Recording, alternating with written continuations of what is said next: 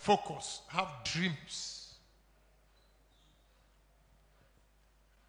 One thing you should bear in mind is do not compromise on your conviction. Any man who compromises on his conviction for short-term gain is an ordinary man. But anybody who does not compromise on his conviction for short-term gain is a leader. And therefore,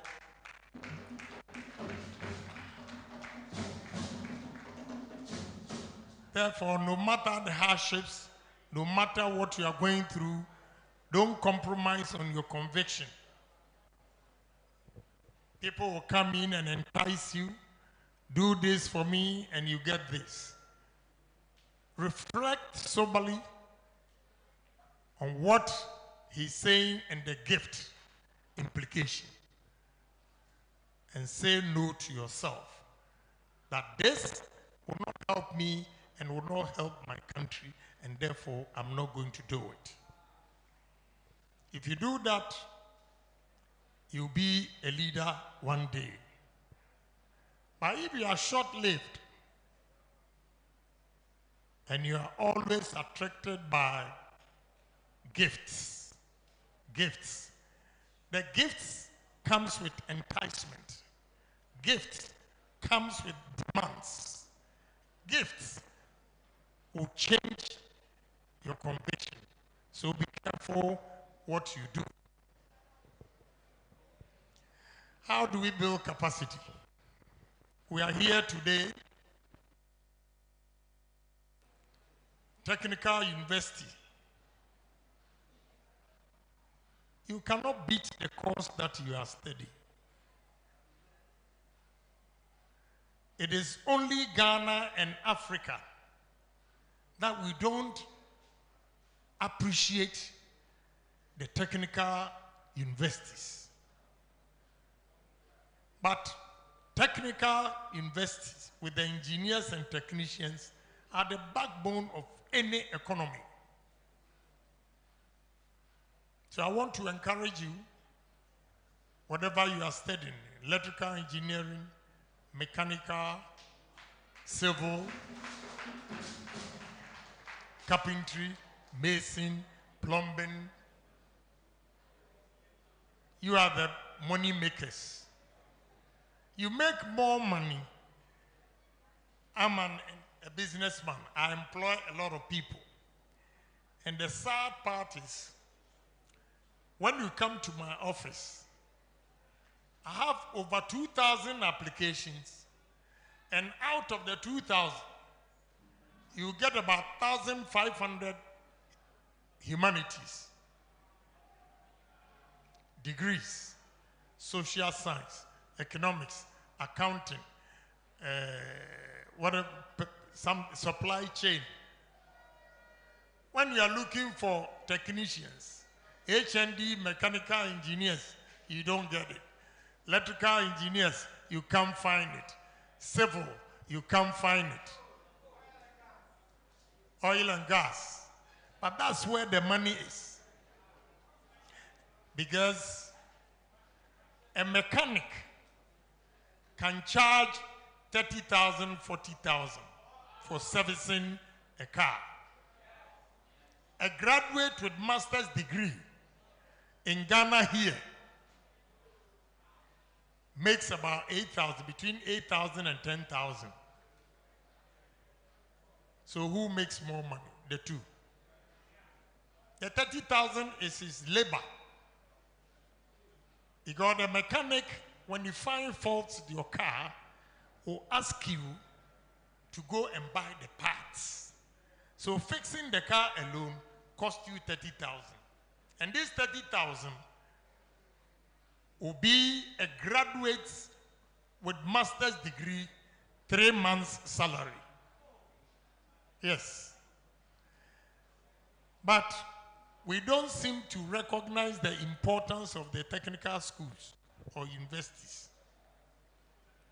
So I'm here to encourage you that look, take your destiny into your own hands. Build on your talent. No talent is inferior. And sky will be the limit. You should be proud of yourself that you have the gift to design, to be an engineer, to be an IT specialist. Don't get me wrong. I'm not saying other disciplines are not important. I'm talking of disciplines that are important, but we don't place importance on it. I think this week we were at Accra Technical University and the president said something which was very sad. He said, those of you in the technical universities are considered students who did not do well in the, what's your exams now? WASI. But let me tell you something. My younger sister, who comes directly after me, one mother, one father.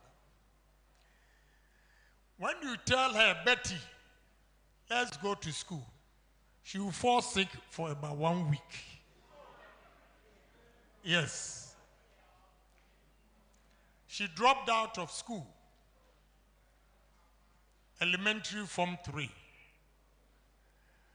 I think recently you saw Mr. Despite's new house with the museum. Can you believe that the interior decoration was done by my sister who never attended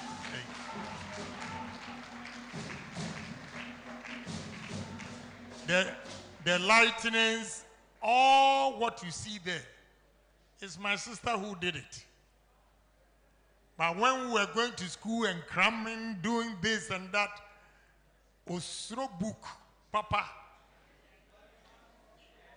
And here we are today. So I say this to encourage you that no profession, no talent is useless. What we have to do is to encourage you to build that capacity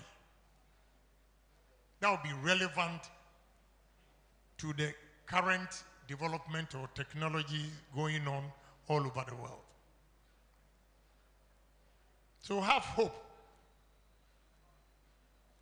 to yourself and always challenge yourself. The gentleman was talking about my story. My story, simply put, was that I was born and bred at a village called Asindompim. I think I became an MP and mentioned Asindompim. Now it's in the Ghana map. But those days, Asindompim was not in the map.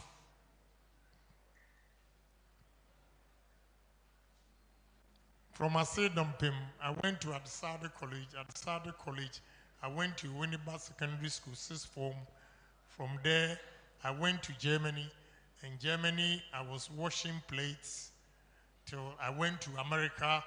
In America, I was working at a bakery, then a gas station, then later became a taxi driver. I went to university at the age of 33, Fordham University. I was 33 in Menyini. Therefore, you guys are lucky. I can see your faces. You are between 1925. It means your beginnings are far better than mine. But it shouldn't end here.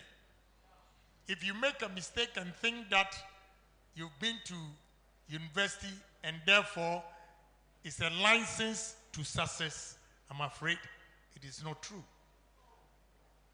You have to work hard. You should have a vision. You should dream big. You should always challenge yourself that if Kennedy Agyapong, that poor soul from Asin Dumping, has made it, I can do it too.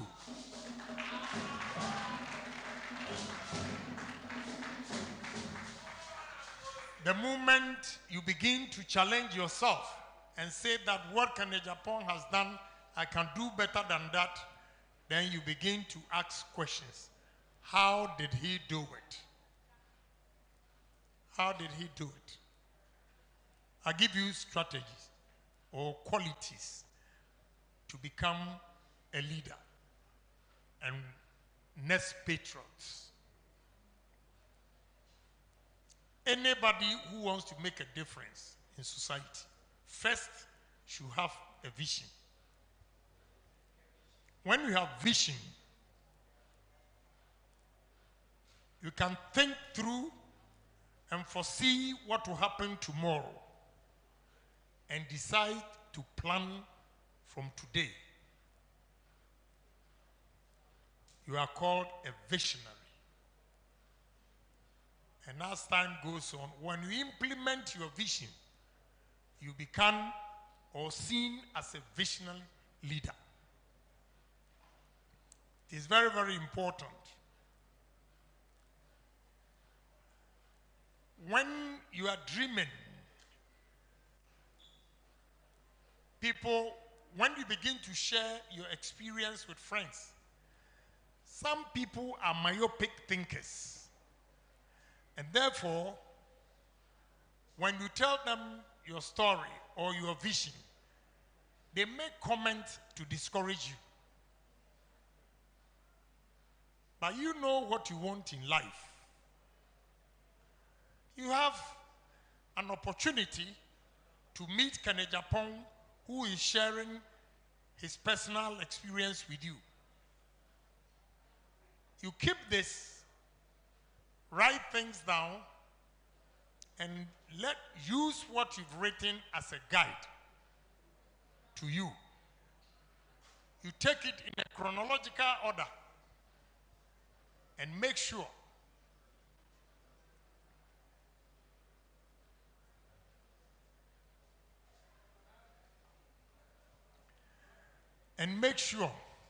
you religiously go according to what you've written down today. And you'll be surprised. When you follow it up,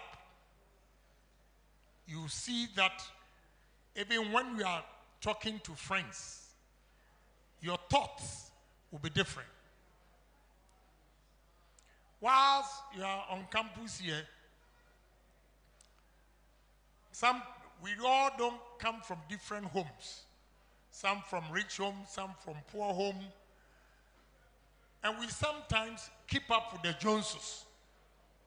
What I mean by Joneses is that you have a roommate who comes from a rich home. You see him with nice bag, nice shoes, and you are in a hurry to spend your last resort also to go and buy the nice shoe. Save that money. And when both of you come out of college, the one with savings will definitely have the capital to invest. And when you invest, the one who was buying bags and shoes,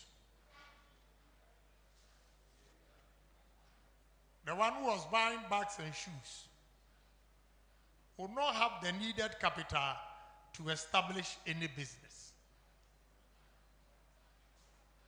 So if you want to build capacity, it is not only the knowledge,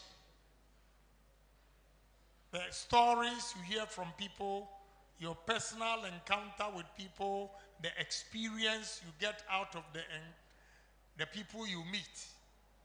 When put together, then you begin to build capacity.